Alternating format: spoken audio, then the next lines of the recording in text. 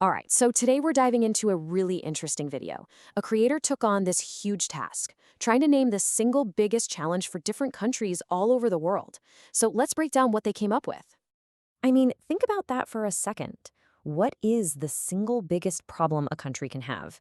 Is it something you can see and touch, like a hurricane or an earthquake? Or is it something deeper, something tangled up in how a society works? Well, one creator decided to give it a go. They basically picked one huge challenge for a bunch of different countries. So what we're going to do is walk through their list and really see what kind of picture it paints of the world. Okay, so first up, the video looks at challenges that come straight from the planet itself. These huge natural forces that can completely change life for millions of people. So in this first group, we've got China, Bangladesh, Pakistan, and Indonesia. And each one, according to the source, is dealing with a totally different kind of environmental problem. Everything from the air they breathe to the ground beneath their feet. So let's start with China. The video points to air pollution as its #1 problem. And we're not just talking about a few hazy days here. It's framed as this massive system-wide issue, something that affects people's health and even the country's economy. Next, we're on to Bangladesh. And what's really striking is how the source video puts it. It's not just flooding. It's this really direct, powerful phrase. Floods kill people, floods destroy property. That repetition, it just hits you with how constant and devastating this threat really is. Then the video turns to Pakistan, and the issue here is something absolutely fundamental, a water shortage. And again, this isn't just a temporary dry spell. It's painted as a crisis that puts everything at risk, from farming right down to just having enough water to live. All right, and wrapping up this first section is Indonesia. Sitting right on the ring of fire, the video says its biggest danger comes from deep underground. It's that constant looming threat of earthquakes, a totally unpredictable force that defines life there. Okay, so we've seen the environmental challenges. Now we're going to shift gears and look at problems that come from inside society, things rooted in people, demographics, and social pressures. So the next 3 countries we're looking at are Japan, India, and the United States, and each one is dealing with a really different kind of internal struggle. And this is fascinating, right? It's like 2 sides of the exact same coin. For Japan, the problem is an aging population. But for India, the video points to the complete opposite, overpopulation. It's wild to see 2 countries facing such different demographic crises. And yeah, this source is super blunt about India. The line is just, the Indians are too many.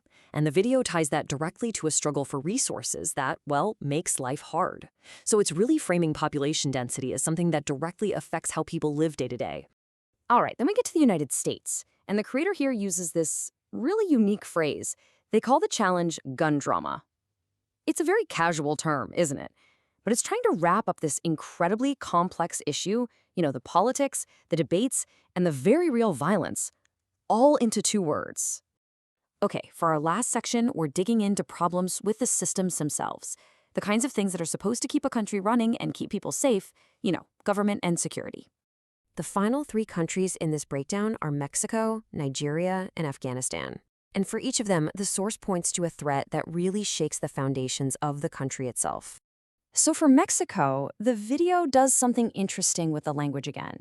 It just repeats drug cartels, drug cartels. It has this rhythm to it, right? And that repetition really drives home this idea of a constant, never-ending struggle. Then we have Nigeria. And here, the problem is boiled down to just one word: corruption. It's presented as this deep, systemic problem that just throws everything off balance and holds the whole country back. And the last country is Afghanistan. And just like with Mexico, the source uses that repetition trick again. The challenge is insecurity, insecurity. And what that really gets at is this deep feeling of instability, a lack of safety that just touches every part of daily life. So after going through this whole list of countries and their problems, the video does something really unexpected. It stops giving us answers, and instead, it asks a question. Yeah, the whole thing ends by turning to the audience and asking this one question: what is the major challenge facing Kenya as a country? It's like the creator is suddenly handing the mic over to us. So why do that? Why end on a question? Well, by turning it over to the viewer, it kind of suggests that these problems aren't just things you read about. They're real.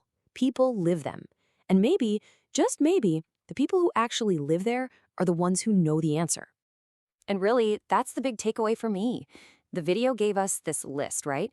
Simple, one-word answers for huge, complex problems. But its most powerful part was the end, the question.